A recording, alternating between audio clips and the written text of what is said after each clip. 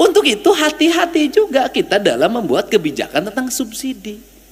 Hati-hati juga dalam memberikan bantuan. Kenapa? Bantuan itu membuat dua mata pedang. Yang satu mengisi perutnya, yang satu juga melumpuhkan pikirannya. Bismillahirrahmanirrahim. Assalamualaikum warahmatullahi wabarakatuh.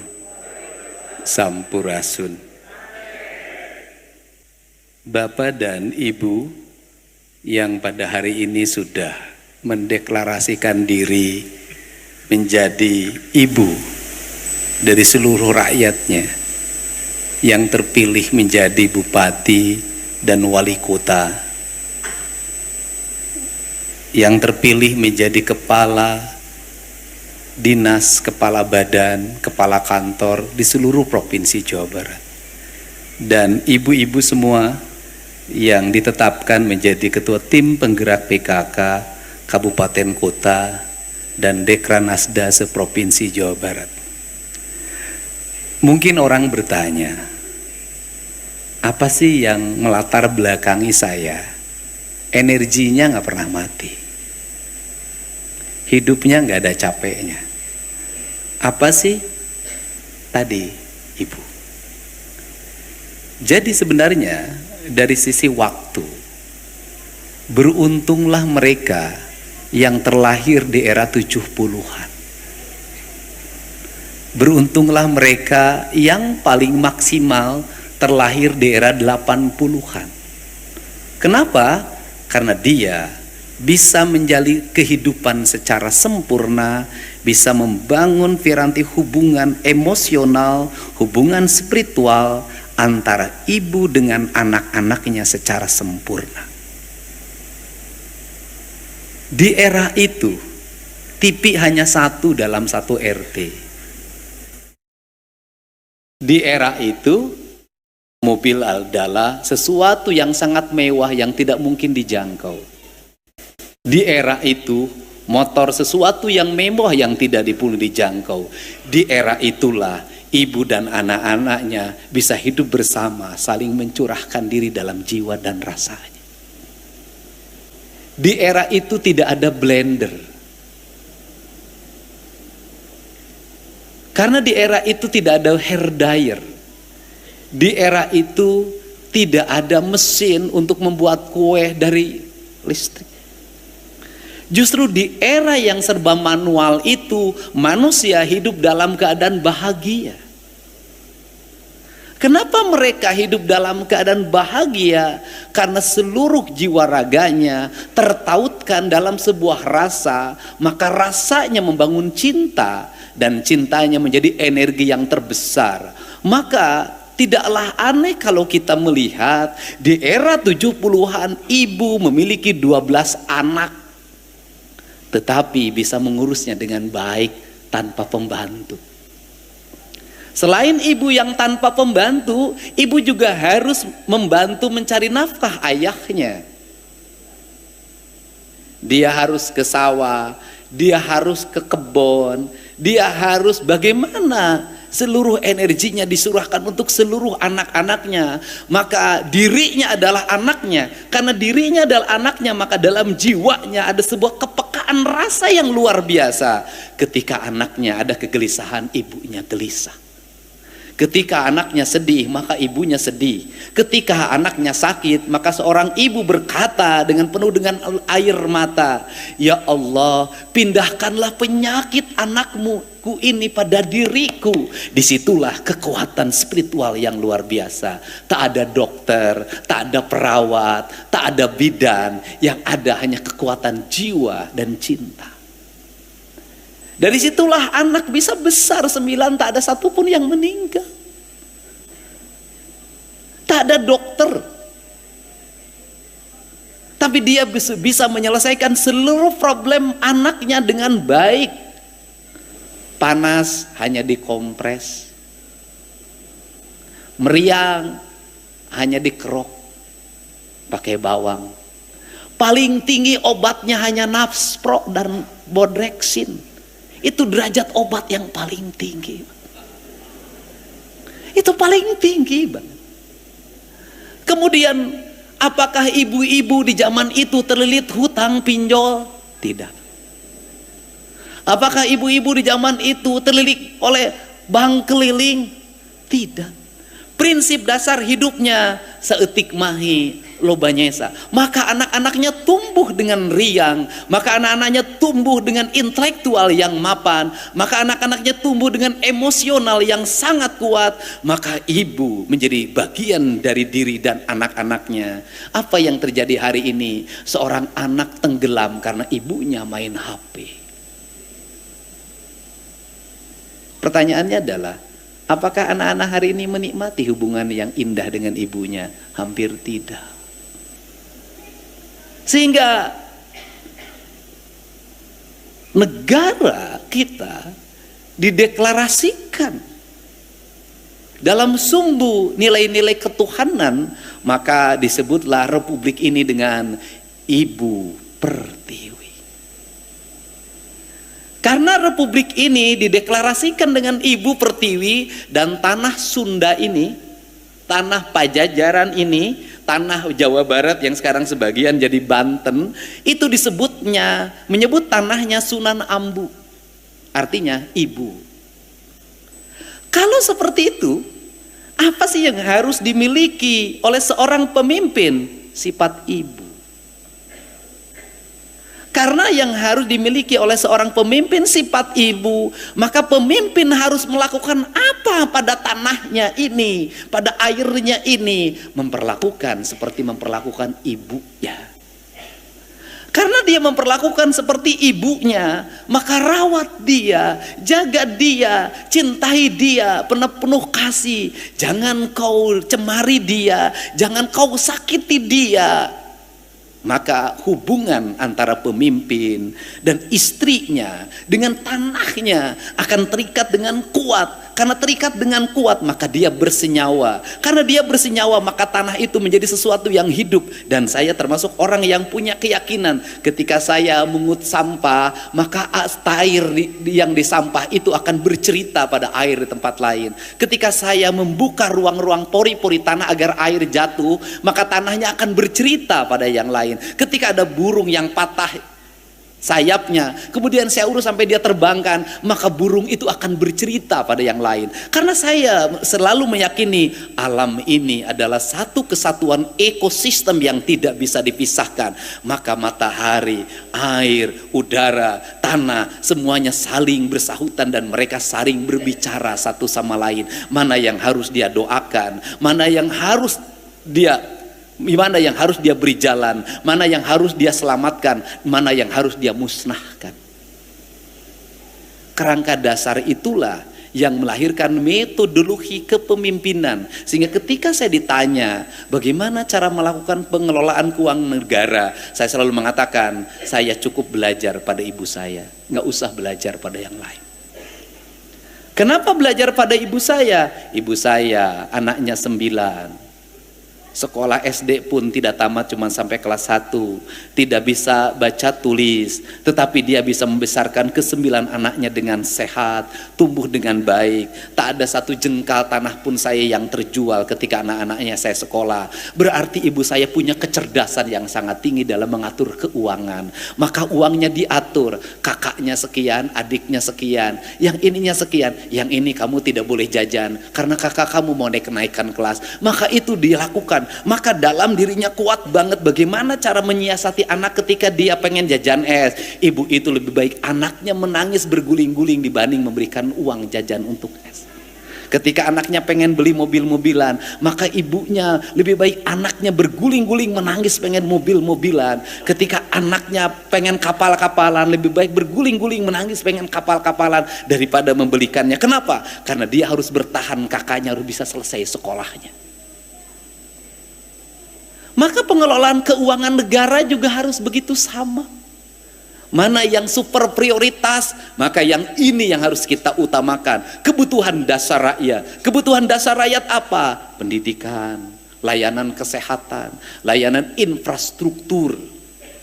Maka ini yang lain yang berguling-guling jangan dikasih, di demo biarin aja. Kita ini dulu, kenapa? Karena ini akan menjadi daya juang, daya jongkrak ke depan.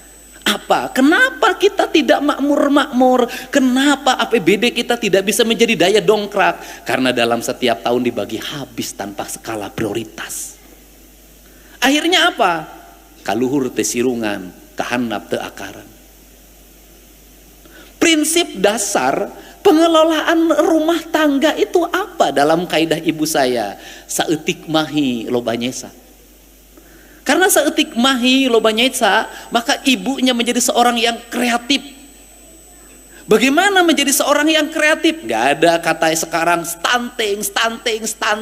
Betul, stunting itu akibat miskin. Betul, stunting itu karena negara tidak memberikan stimulus. Betul, stunting itu karena negara juga kurang memberikan perhatian. Betul, tetapi stunting juga lahir karena lemahnya kreativitas. Karena ibu-ibunya yang lemah. Saya boleh berkata, berapa harga rokok, berapa harga telur? Mana yang prioritas? Apakah betul saya termasuk orang yang kreatif? Bagaimana? Bangun tidur, lihat di langit rumah saya dari bilik, maka di situ bergelantungan kamarang. Mungkin yang orang kampung pernah ngalamin. Kamarang itu ada bilatungnya. Maka saya naik, kemudian dibukakan, kemudian ibu saya, dimasukinlah bilatung itu, kamarang itu ditelan. Saya baru tahu itu kadar proteinnya tinggi banget. Maka kita ngebor simut. Saya baru tahu kata orang Jepang, simut itu proteinnya tinggi banget. Maka kita mancing, ikan proteinnya tinggi. Maka kita ngambil tutut, proteinnya tinggi. Maka kita ngambil belut, proteinnya tinggi. Maka tumbuhlah Deddy Mulyadi. Ente bodoh-bodoh teuing. Ada yang lain lah, udahlah. Ini kan semuanya bukan orang kaya, banyak yang kismis-kismis orang tuanya. Ya, tumbuh. Kenapa? Kadaek. Apa sih yang hilang dari kaum ibu hari ini? Kadaek. Kenapa kadaeknya hilang?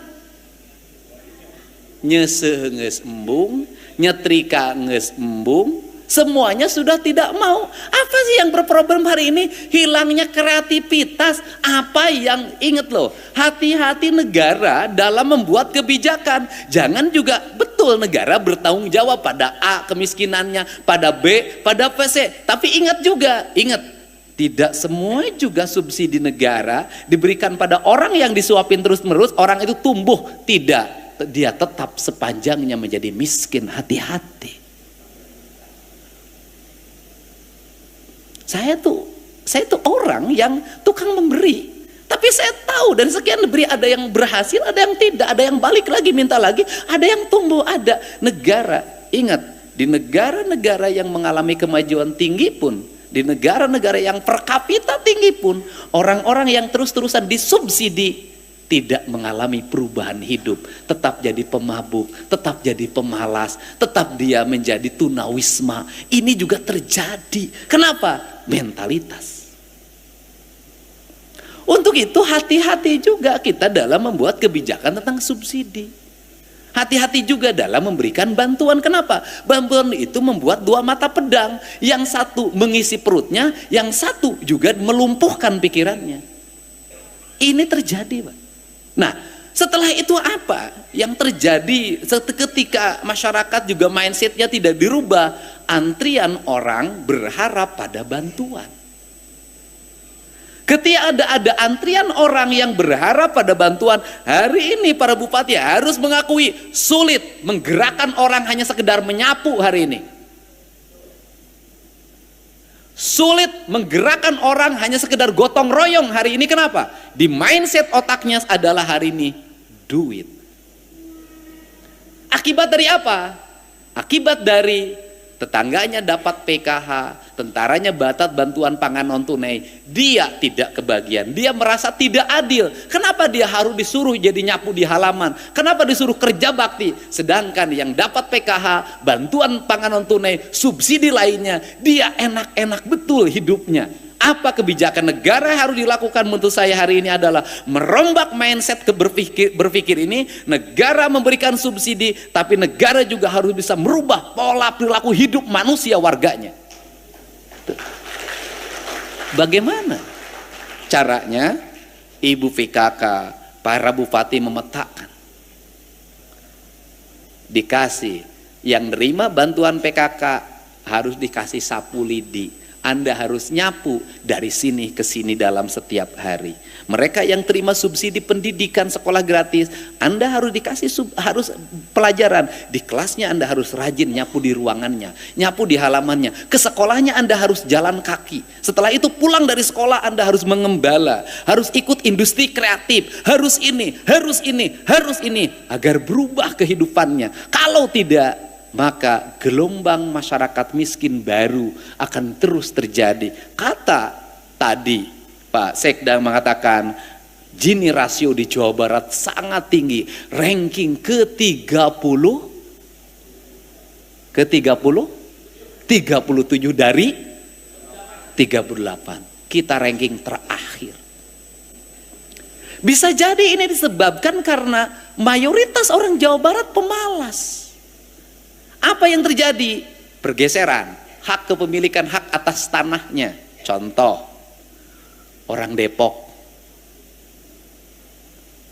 tadinya tanahnya itu kan dijual untuk bikin kontrakan, karena pengen hidup dari kontrakan. Akhirnya apa yang terjadi? Kontrakannya juga dijual. Maka Cina, Tiongkok merubah strategi itu. Strategi di Tiongkok adalah tanah-tanah yang dimiliki oleh masyarakat desanya, kalau kita masyarakat kelurahan agak dalam, itu tidak boleh diperjualbelikan. Orang-orang kota ke situ tidak boleh membeli, hanya boleh menyewa. Maka ada vilanya sewa, sawahnya sewa, kebunnya sewa. Maka orang desa ini tetap hidup. Orang kotanya tidak usah memiliki hak kepemilikan, tetapi dia setiap bulan memberikan subsidi pada orang desa dalam bentuk sewa. Ingat loh, dalam peta yang terjadi hari ini adalah orang Jakarta bergeser karena tanah di Jakartanya mahal, membeli di Bekasi. Karena di Bekasi tanahnya mahal juga, beli di Kerawang. Ya tahu tuh. Karena tanah penggusuran juga geser lagi ke Purwakarta, sehingga seluruh daerah yang dingin hari ini, yang itu kaki gunung, tidak ada lagi miliknya orang setempat. Semua yang pemilikinya adalah orang Jakarta, orang Kerawang, orang Bekasi. Itu se-Jawa Barat. Nah, kalau seperti ini kan harus ada rumusan. Bagaimana kita merumuskan konsepsi pembangunan? Maka konsepsi pembangunannya harus dimulai dari mana? Pendidikan. Maka saya menerapkan pendidikan berkarakter. Pendidikan berkarakter apa? Merubah perilaku manusia. Apa yang harus dirubah? Anak-anak Jawa Barat. Yang mana yang menjadi sorotan Kang Deddy? Menengah ke bawah. Kenapa menengah ke bawah? Boleh Pak, silahkan riset. Hari ini terjadi kurva yang terbalik. Anak-anak orang menengah ke atas baik-baik.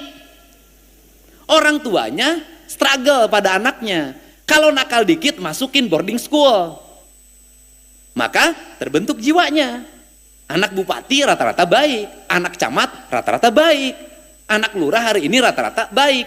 Konektivitas ideologi transformasi politiknya berjalan. Dia gaul sama ini, konektivitasnya jalan. Dia sekolah gaul sama ini, konektivitasnya jalan. Besok lulus sekolah sudah punya konektivitas.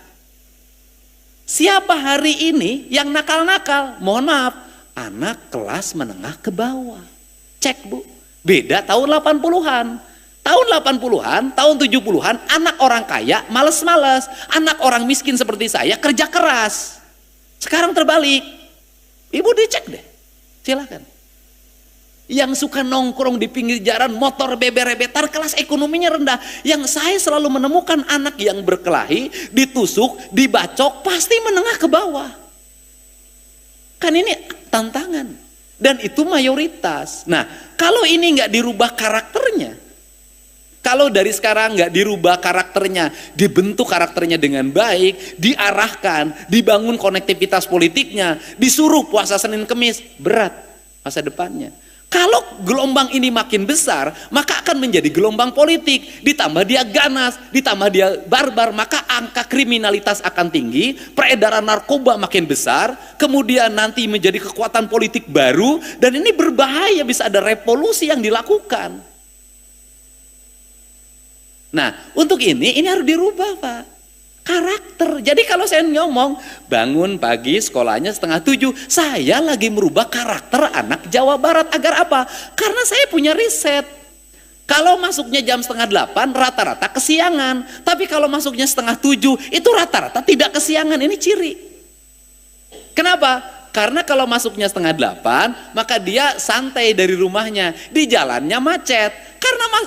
Karena masuknya 6:30 dia bangun pagi. Dan yang paling menarik di sekolah adalah siapa yang dari 6:30 itu yang suka paling duluan di ruang kelas, yang jarak dari rumahnya paling jauh.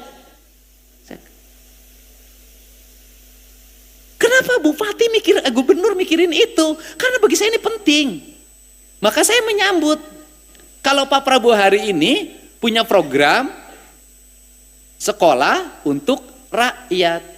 Anak orang miskin sekolah di situ, diberi makan, diberi baju, diarahkan metodologi pendidikannya. Satu sekolah nilainya 100 miliar. Hanya ini cara untuk merubah. Kenapa? Kalau mereka tidak di-campkan, tidak di boarding school kan, tidak akan berubah nasibnya. Kenapa? Karena karakter culture di rumah mempengaruhi otak manusia. Saya punya riset tentang sepak bola. Saya tuh punya sekolah sepak bola yang metodologinya beda, yaitu anak dididik makan, minum, bajunya saya tanggung semuanya, dan sudah banyak menjadi pemain nasional. Itu dari sekian itu ada anak main bolanya bagus tapi sok. Karena sok dia tidak mau tinggal di mes. Dia tinggal di kampung. Karena tinggal di kampung dia paling hebat main bolanya. Ya akhirnya dia menjadi pemain tarkam terus-terusan. Tidak jadi. Karena ini di mes konsisten jadi pemain profesional. Jadi mohon maaf, kenapa anak hari ini harus dikemkan? Karena lingkungan rumah, lingkungan tetangga sudah tidak mendukung lagi pembentukan karakter anak Indonesia yang hebat. Tidak mendukung. Gak bisa. Lingkungan kita udah rusak, Bu. Dulu senakal-nakalnya kita bukan berarti saya melarang anti terhadap orang tidak puasa, bukan. Tapi ini urusan mental. Dulu senakal-nakalnya kita tidak puasa tuh sembunyi, malu. Hari ini anak-anak usia sekolah ngabuburit bari udud. Pinggir jalan. Bukan berarti itu saya melanggar, bukan. Tapi dari sisi karakter dia sudah buruk. Sudah tidak puasa, kemudian menyengajakan diri di depan umum. Rasa malunya sudah tidak ada. Untuk ukuran anak-anak sekolah ini buruk. Nah, ini harus segera. Itu pertama. Yang kedua, makanan. Betul. Makanan hari ini anak-anak kita, orang tuanya cukup. Saya katakan deh gini. Semiskin-miskinnya anak Jawa Barat itu 5.000 sehari bekal punya. Saya udah riset kok. Yang dikatakan miskin di Jawa Barat 5 sampai 10.000 sehari punya. Nah, apa sih yang jadi problem? Yang jadi problem itu adalah orang tuanya sudah tidak masak. Mengandalkan jajan. Karena orang tuanya sudah tidak masak, mengandalkan jajan, maka kita kehilangan dua kualitas. Satu, kehilangan kualitas emosi antara ibu dengan anaknya dalam bentuk makanan.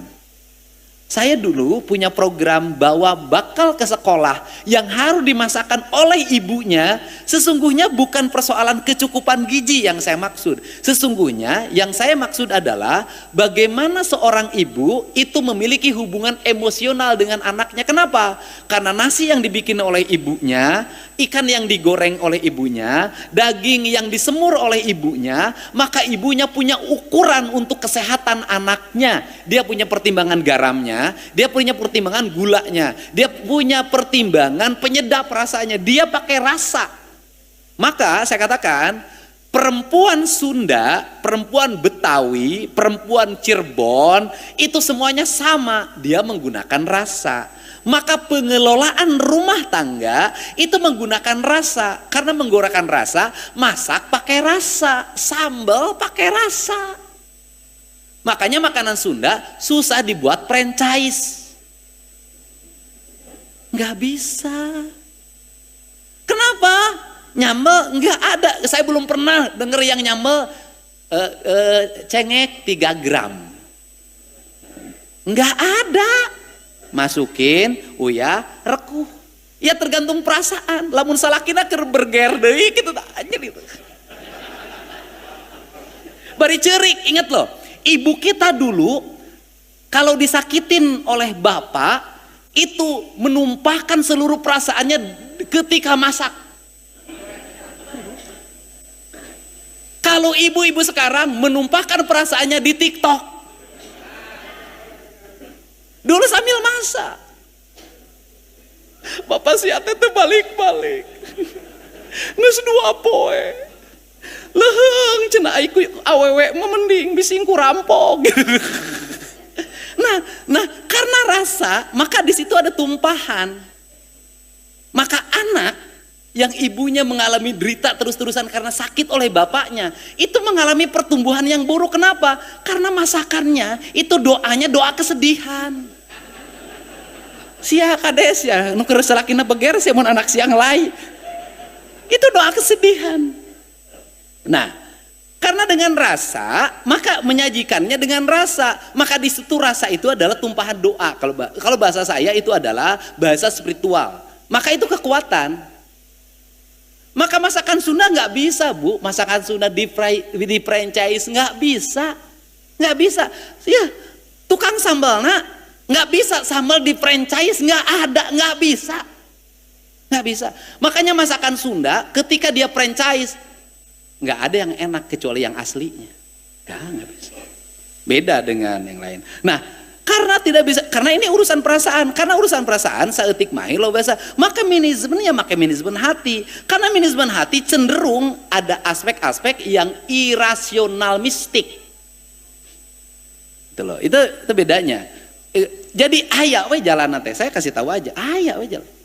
Selesai. Nah, itu ada hubungan doa. Karena hubungan doa, anaknya, mohon maaf, ketika makan di sekolah, maka ketika membuka dia nasi, ketika dia membuka ikan, maka di nasi, di ikan, di sambal, itu yang tergambar adalah ibunya. Nah, kemudian melahirkan apa? Melahirkan kerinduan. Mereka yang lahir tahun 70-an, mungkin kalau yang ibunya ada, kenapa sangat pengen pulang mudik lebaran? Hanya untuk apa? Pengen makan lodeh ibu. Pengen makan sangu akel ibu. Pengen makan rendang ibu. Pengen minum air teh ibu. Dan sampai sekarang nuansa itu nggak bisa hilang. Maka beruntunglah bagi seorang ibu yang bisa masak dan bisa memasak bagi anaknya. Kenapa? Karena anaknya suatu saat akan ada sesuatu spiritual yang dia tidak bisa melupakan dan ingin bertemu. Ini penting. Nah, saya tidak berarti. Nah, kemudian apa yang didapat oleh anak-anak kita hari ini? Jajanan di sekolah. Kita tanya, yang jualan makanan itu di pikirannya apa? Doa untuk yang memakannya atau keuntungan yang ingin didapatkan? Karena keuntungan yang didapatkannya, mereka nggak berpikir kesehatan yang memakannya, pertumbuhan yang memakannya. Yang mereka pikirkan hanya satu, ada untung enggak dari yang dia jual. Maka anak kita sudah menjadi bagian dari yang dieksploitasi untuk sebuah kepentingan materialisme. Dan kita jangan mengorbankan anak-anak kita karena ini. Kenapa? Masa pertumbuhan mereka tidak akan pernah terulangi lagi. Penyesalan itu nanti. Yang berikutnya adalah sifat tegas. Hari ini orang tua tidak memiliki sifat tegas pada anak-anaknya. Orang tua kalah oleh anaknya. Dia kalah. Tidak tega. Saya selalu berulang-ulang, saya ini sering ditampar, saya ini sering dipukulin pakai sapu, saya ini sering dibanjur pakai air, saya ini kalau lagi malas baca maka bapak saya ngambil ember, kemudian kaki saya dimasukin ke ember, dikasih buku harus dibaca. Sadis. Kemudian tedai ke masjid diciwit. Ternyata keras itu, tegas itu melahirkan memori yang indah sampai hari ini. Kita berpikir andai kata waktu itu tidak mendapatkan ibu yang koret, tidak mendapatkan bapak yang tegas, saya tidak mungkin seperti hari ini. Bayangkan dengan ibu yang sekarang sudah ekonominya rendah, anaknya menekan, maka ibu hutangnya bertumpuk. Ini harus selesai, kelas ini harus dipotong. Dengan cara apa? Program makan bergizi, itu solusi. Tetapi program makan bergizi yang dikeluarkan subsidi bagi negara, oleh negara, per siswa dalam setiap hari, tidak akan berarti kalau budaya jajan anak sekolah tidak berubah. Kenapa? Dua-duanya jebol, duit negara jebol, duit keluarga jebol. Saya ingin apa? Ketika negara jebol duitnya, maka keluarga harus aman duitnya. Maka program menabung itu menjadi bagian solusi untuk masa depan. Gurunya harus tegas, orang tuanya harus tegas. Kenapa? Harus punya masa depan. Negara itu kan, kenapa misalnya saya mendorong infrastruktur harus selesai, sekolah harus selesai, puskesmas harus selesai, rumah sakit harus selesai, semua harus selesai. Karena harus ada batas waktu di mana kita tidak ngomong itu lagi. Harus ada batas waktu kita tidak bicarain jalan lagi. Ada batas waktu tidak ngomongin rumah sakit lagi. Ada batas lagi kita tidak ngomongin puskesmas lagi. Ada batas waktu tidak ngomongin sekolah lagi. Ada batas waktu kita harus mulai berinvestasi. Berinvestasi untuk apa? Ekspansi. Jawa Barat, sawahnya hilang. Tetapi kita harus tetap punya sawah. Sawah kita di mana? Bisa jadi di Papua. Sawah kita di mana? Bisa jadi di Kalimantan. Sawah kita di mana? Bisa jadi di Sumatera. Sawah kita di mana? Bisa jadi Sulawesi. Kenapa? Kebutuhan pokok adalah hal yang mendasar. Pemimpin harus mulai ekspansi itu. Gak bisa terus-terusan begini. Belum tentu keadaan kita seperti ini terus. Nah, ini kan harus dirumuskan dalam kerangka ke depan. Sehingga di mana peran gerakan perempuan dalam PKK ini? Pertama, ini saya sampaikan ke Bupati Wali Kota sudah tetapkan, Provinsi Jawa Barat tidak akan lagi membuat lomba-lomba. Kenapa? Seremonial aksesoris. Bagaimana? Tidak lahir dari substantif. Dipaksa. Bulurah kernaon itu bulurah. Kayak bagi aya penilaian. Meni sibuk abdi teh. Kumaha ieu teh? Habis penilaian, Ibu Lurah latihan pidato. Bu Lurah itu sibuk oleh latihan pidato. Ibu-ibu latihan lampak sekar. Ibu pokoknya nangke kudu kanilai ke Ibu Bupati. Kita ayah Ibu Gubernur, gubernurna insan boga. Sibuk, jadi bukan sibuk pada substansi bahwa lingkungannya harus berhasil, stuntingnya harus menurun, kebersihannya bukan Bu. Sibuk menerima istri pejabat. Yang stres itu bukan bagaimana meningkatkan kualitas masyarakat, bukan. Yang stres itu takut istri pejabatnya tidak puas. Engke jadi juara. Udah saya juga tahu Pak, ada sentimen politik dalam seperti ini. Sanajan juara begitu bupatina tersepen kalurahan, tong si eta mah goblok ngelawan ka aing. Jujur lah. Halus wali kota halus, gubernur tersepen tong dibere juara si eta mah coret. Tujuh, politis enggak, saya nggak mau begitu. Kenapa? Begitu nges jadi juara, berena piala hungkul. Diomongkin di si goblok, cina hayam beak dalapan. aing biak waktu dibere piala unggul. Enggak, saya nggak mau begitu. Jadi konsepsinya adalah substantif. Karena konsepsinya substantif, saya hanya akan menerapkan 2 kategori. Akan saya pilih 3 desa istimewa di seluruh provinsi Jawa Barat dalam setiap tahun, dan 3 kelurahan istimewa di seluruh provinsi Jawa Barat.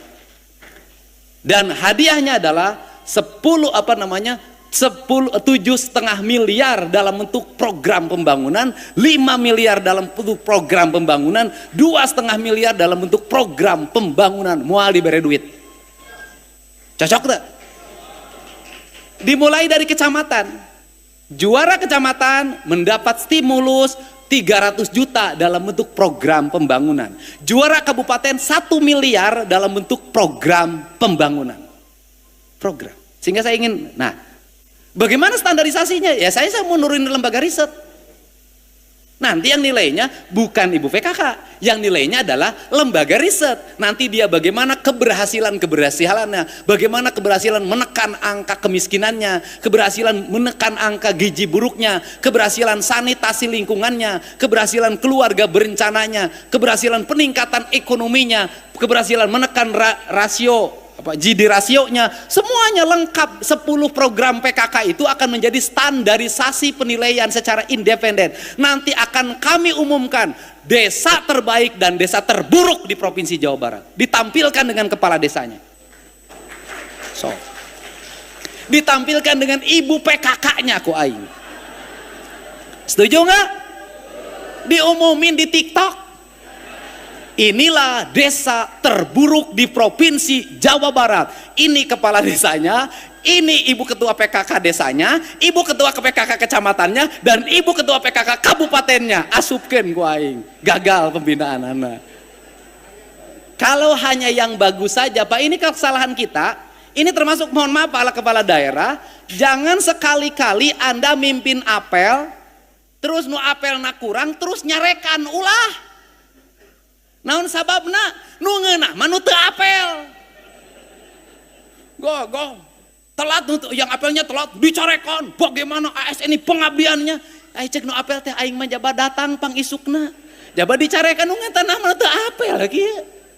Nah, jadi setiap instansi itu unit kerja nanti diumumkan pegawai terbaik dan pegawai terburuk kinerjanya di seluruh setiap unit kerja. Umumkan di TikTok. Pegawai yang terrajin dan pegawai yang termalas, umumin. Pegawai yang poligami, umumkan di TikTok. Kenapa saya dendam banget sama yang poligami, yang poligami pegawai negeri? Dendam, Pak, teu sopan ka gubernur. Aing hiji ge encan sia nyanung.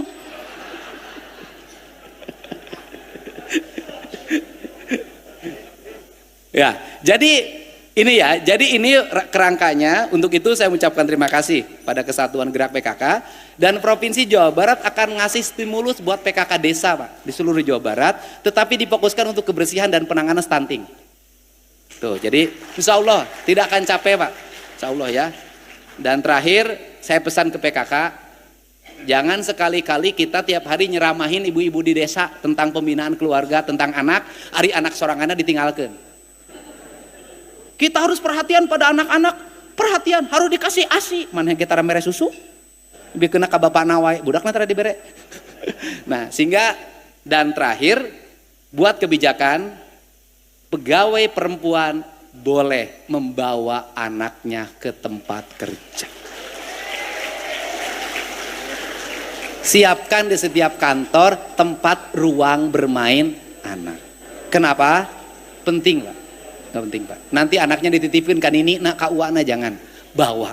Saya memberikan contoh bagaimana anak tuh nempel ikut kemanapun. Ya, lebih baik anak nempel kemanapun daripada nungora nempel kemanapun. Untuk itu saya ucapkan selamat berbuka puasa. Semoga buka puasa di Depok membawa kebahagiaan, dan semoga APBD yang dikeluarkan terganti lagi. Wallahu muwaffiq ila aqwamit thoriq. Assalamualaikum warahmatullahi wabarakatuh. Sampurasun. Well.